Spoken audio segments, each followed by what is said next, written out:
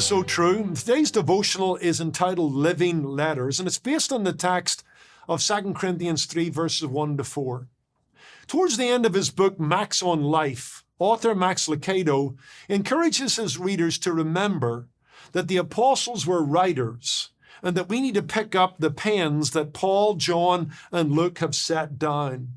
The pen is indeed mightier than the sword, and writing is a wonderful and often overlooked avenue for a wider ministry for Christ. Well-written words can change lives, travel to places far beyond our own travels. Plus, when someone buys a book, they are inviting the author to join them in an intensely private moment. They clear the calendar, turn off the television, and find an easy chair or a corner and invite the author to talk to them one-on-one. That is an invitation not to be turned down. But in this challenge to pick up the mantle of gospel writing, Max Lucado said something rather striking to future writers. He said, quote, "Let your life be your first draft. Shouldn't Christian writers be Christian writers? Love grumpy neighbors, feed hungry people, help a struggling church, pay your bills, your dues, and pay attention to your spouse. You'll never write better than you live," end quote. Lucado is reminding aspiring writers that anything they write must be prefaced by a life well lived. The author's life is indeed the first draft of anything he or she writes.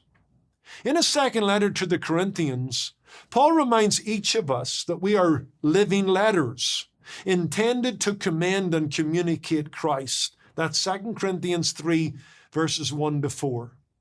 God has authored a work of grace in each of our hearts and in each of our homes that others should be able to read in big, bold letters.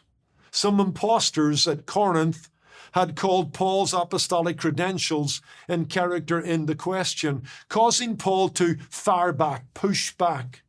Drawing upon the common practice of letters of recommendation in that day, Paul argues that his own letter of recommendation was the Corinthians themselves. The transformed lives of the Corinthians was the letter commending Paul and his ministry. A letter not written on paper but in hearts. A letter not written in ink but authored by the work of the Holy Spirit through the preaching of the apostle. Surely these living letters were evidence enough to shut the mouths of Paul's critics. What a compelling and convicting image of the Christian. A living letter written by God's own saving hand that people can read each and every day. Hopefully your life and mine are legible testimonies to God's amazing grace and transforming power.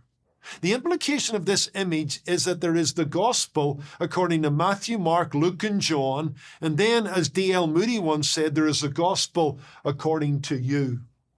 The gospel that you write each and every day by the words that you say, the deeds that you do. Someone once noted, for some people, we are the only gospel they will ever read, and some of us need revising. Don't forget to be God's postcard to the world today. God bless.